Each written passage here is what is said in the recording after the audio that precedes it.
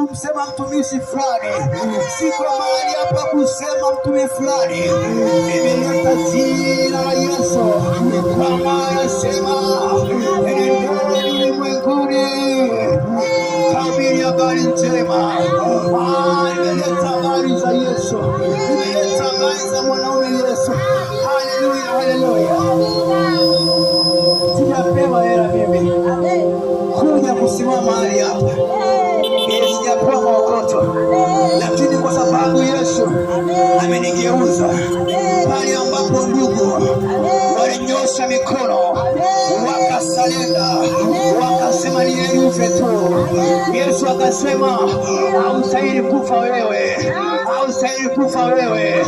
Mimi naweza nikakugeuza, mimi naweza nikakubadilisha. Yesu akanibadilisha, Yesu akanibadilisha, Yesu akanibadilisha. Nilikuwa nikipita mtaani, ukiacha kuku yako aisee hauikuti, lakini